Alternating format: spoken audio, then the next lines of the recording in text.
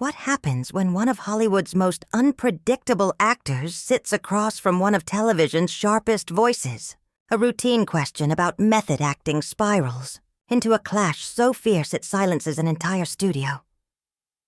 You're about to witness the year's most explosive on-air confrontation, where Nicolas Cage's legendary intensity collides with Joy Behar's razor-edged commentary in a way nobody, absolutely nobody, saw coming. The set of The View buzzed with its usual morning energy. Joy sat poised at the panel, notes scattered across the table, while her co-hosts chatted idly through the last seconds of commercial. The anticipation spiked as Nicolas Cage strode in. Leather jacket, signature swagger, that unmistakable storm of presence that has defined his career. "We're back with Academy Award winner Nicolas Cage," Joy announced, her tone balanced between authority and warmth. "Nicolas, you've got a new film coming out, and I have to ask. Your acting style has been called unique. Some critics say over the top, even manic. How do you respond?" The words lingered heavier than expected. Cage shifted in his chair, eyes narrowing. The studio audience felt it immediately. That static charge before lightning strikes. "Over the top?" Cage repeated, his voice low, deliberate, carrying the weight of a warning. "Joy, I've been acting for 4 decades. I've won an Oscar. I've created characters that live in the cultural bloodstream, and you're suggesting my life's work is excessive." Joy leaned in, unflinching. "I'm not attacking your career, Nicolas. I'm asking about your choices. When you're screaming about bees in a movie, or declaring yourself a vampire, surely you understand why some might find it a bit much." The co-hosts exchanged wary glances. Cage's hands tightened against the armrests. "A bit much?" His voice rose, sharp, cutting through the air. "You want to talk about a bit much, Joy? How about sitting behind a desk every morning, passing judgment on artists who pour their souls into their craft, when you've never stepped foot on a set in your life?" A ripple of discomfort swept the crowd. This was no longer talk show banter. Joy's composure hardened. "Now wait just a second. I've been in this business for decades too, Nicolas. I've interviewed presidents, pop stars, you name it. I have every right to ask legitimate questions about your work." "Legitimate?" Cage shot back, rising to his feet. His full frame towered over the table. "You call reducing my career to memes and internet jokes legitimate? You think decades of sacrifice, of losing myself to roles, can be summed up as over the top? That's your idea of journalism?" The room fell to a hush, cameras humming like a heartbeat. Joy's eyes didn't flinch. "I think when you steal the Declaration of Independence on screen, or unravel over a bear suit, you open yourself up to critique. That's how the industry works, Nicolas." And that was the spark. Cage's eyes burned with an intensity beyond even his wildest performances. His voice dropped to a dangerous whisper, then surged into a crescendo destined for viral replay. "You think you understand method acting, Joy. You think you know what it is to disappear into a character so completely you lose yourself in the process. I don't play roles. I become them. Every fiber of me transforms. And you sit there, in your comfortable chair with your comfortable judgments, reducing that transformation to a punchline." Joy inhaled, ready to fire back. But Cage wasn't finished. The dam had burst. "You want to bring up the Declaration of Independence movie?" Cage thundered. "Fine, let's talk about it. Do you have any idea what it feels like to carry the weight of American history on your shoulders for months? Do you understand the research, the preparation, the emotional toll required to make audiences believe in something that outrageous? Or do you only see the surface, the explosions, the chase scenes, without ever grasping the soul behind it?" His voice rose with every word, his hands carving sharp gestures through the air. Joy opened her mouth to steer the moment back, but Cage surged ahead, unstoppable. "And the bear suit, Joy!" he snapped, his tone cutting like glass. That wasn't some ridiculous gag. That was a moment of collapse. Raw human anguish wrapped in absurdity. It came from knowing what it feels like to lose everything, to be crushed by grief, while trapped in a shell that makes you look like a fool. But you reduce it. His voice broke, bitter and venomous, to a meme. The studio audience was spellbound. Some leaned forward with wide eyes. Others covered their mouths in disbelief. This wasn't a segment anymore. It was an eruption. Please, Nicholas. Joy interjected, forcing a calm she didn't quite have. Her voice trembled beneath decades of practiced control. Let's just take a breath. This was meant to be a simple question about your process. Simple? Cage barked out a laugh that echoed off the studio walls. He began pacing behind his chair, leather jacket creaking with every movement. The camera operators tracked his every step, capturing the spectacle from every angle. Nothing about what I do is simple. Nothing about becoming another human being is simple. You want to know about my process? You really want to know? He spun suddenly, locking eyes with Joy, his stare blazing under the studio lights. When I played Benjamin Gates, I studied history until it bled into my dreams. I walked through Independence Hall at 3 a.m, alone, just to feel the air those men breathed when they signed their names to treason. That wasn't just a treasure hunt movie, Joy. That was sacrifice. Joy shifted in her chair, glancing toward her co-hosts, but none dared to interrupt. Whoopi sat frozen, caught between concern and awe. And when I played Charlie Kaufman in Adaptation, Cage's voice softened, only to swell again. I didn't just read the script. I drowned myself in orchids, in obsession, until it gnawed at my sanity. That's the price of authenticity, Joy. I lived on the edge of madness so the audience could believe it.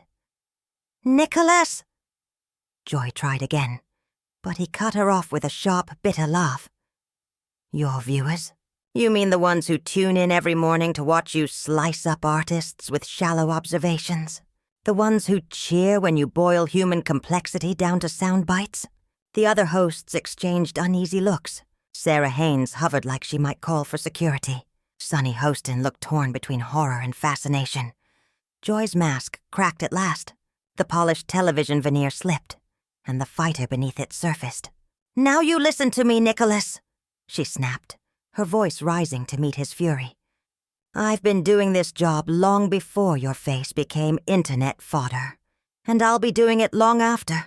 If you can't handle questions about your career, maybe you shouldn't be promoting movies on talk shows. That was the breaking point. Cage's face flushed, his fists clenched, his body vibrating with barely contained rage.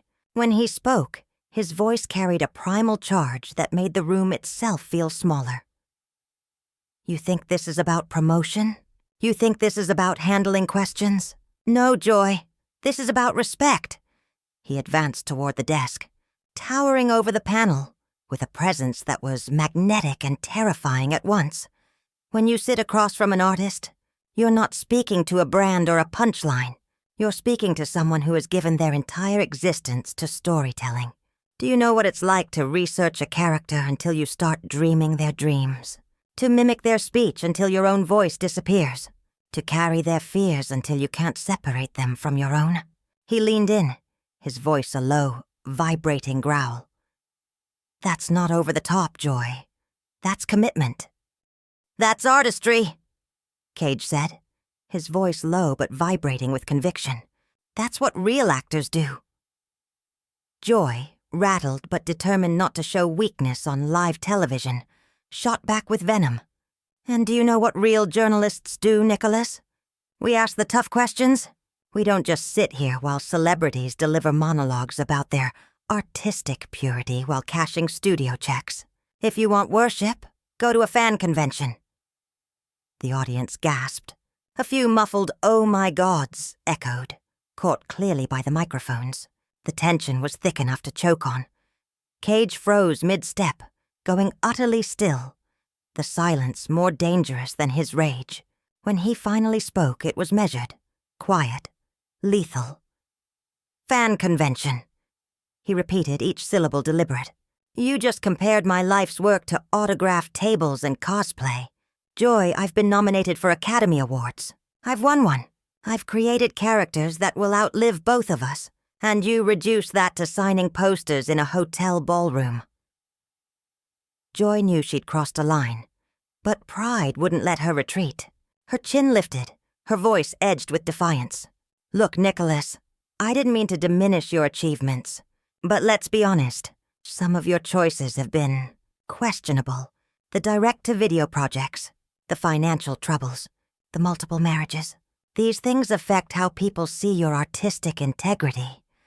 The shift in Cage was volcanic. If the earlier moments were explosive, this was nuclear. His entire body seemed to vibrate as his eyes blazed. My personal life?" His roar shook the studio. "You want to drag my marriages, my finances, my private struggles into this? That has nothing to do with my craft. Nothing. And by doing so, Joy, you've just crossed every line of professional decency in this business." The cameras captured every second, the audience stunned into silence. Online, clips were no doubt already spreading like wildfire. But in the room, nothing existed except the raw confrontation at center stage. "Every actor," Cage pressed on, voice swelling into a crescendo, "makes choices based on circumstances you know nothing about. Every human being faces financial pressures, heartbreak, demons that claw at them. And still we show up. Still we give everything to create art that matters. And you sit there, high and comfortable, passing judgment like it's sport." Joy's face had gone pale, but her spine stayed rigid. She leaned forward, her voice sharp, matching his fire with her own. "Oh, so I'm not allowed to ask about the public record now? Nicholas, when you file for bankruptcy, when you're arrested, when your divorces make headlines, that is part of the conversation. That's how celebrity works. You can't have it both ways." Cage didn't hesitate. His hand slammed down on the desk with a crack so loud, several co-hosts flinched, coffee cups rattling violently against the surface. "Celebrity?"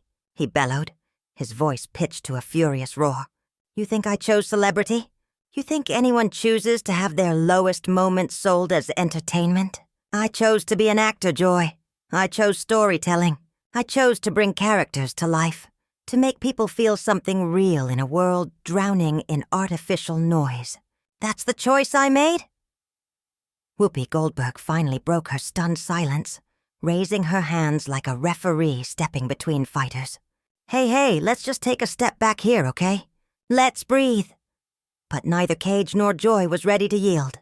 This is getting way too intense for morning television.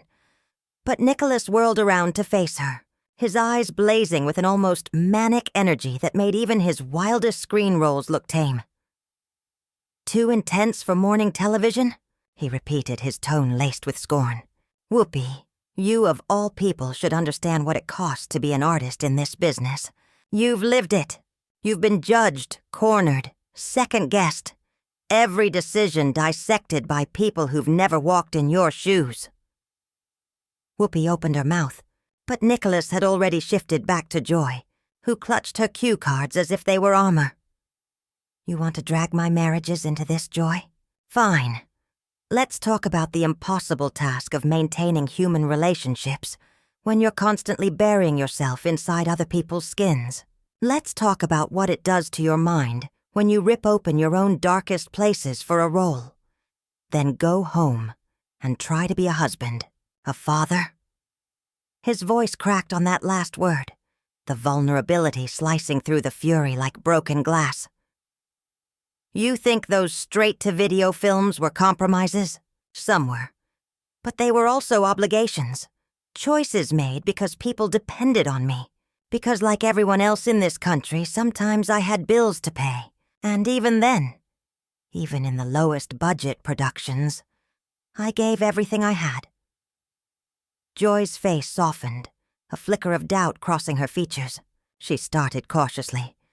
"Nicholas, I get that acting is demanding, but surely you can see why people might question some of your choices when—" He cut her off, his voice suddenly low. "Dangerous. When I don't fit neatly into your categories of what a serious actor should be." When I refuse to play the Hollywood game the way you think it's supposed to be played, when I take risks instead of hiding behind safe choices, he began pacing again, this time deliberate, predatory. You know what the real problem is, Joy? You've never created anything. You've never risked yourself, never faced the possibility of failure for the sake of truth. You sit here morning after morning, dissecting people who bleed for their art, because it's safer to judge than to try. The air in the studio was suffocating. The audience leaned forward as if afraid to breathe. Joy's voice cracked when she whispered, "That's not fair, Nicholas. I've built a career." "A career built on the backs of others," Nicholas thundered, now at full crescendo. "You've turned human beings into punchlines. You've reduced pain into ratings.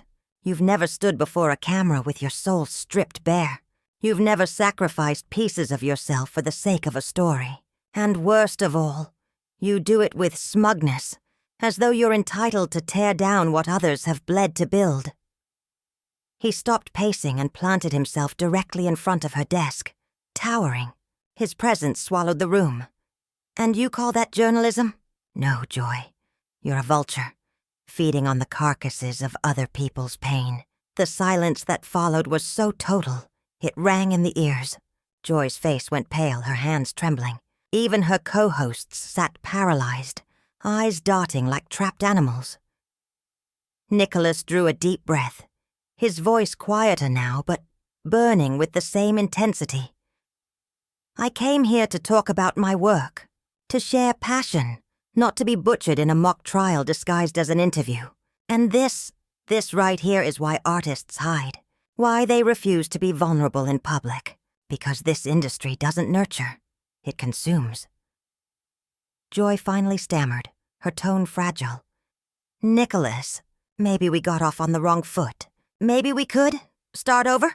Nicholas gave a sharp, bitter laugh that carried no trace of humor. "Start over? Joy, you can't unring a bell. You can't erase the disrespect, the mockery, the willful ignorance of what true artistic commitment means. This conversation is over." He turned and strode toward the exit, but just before the door he stopped. Slowly, he pivoted back to face her one last time.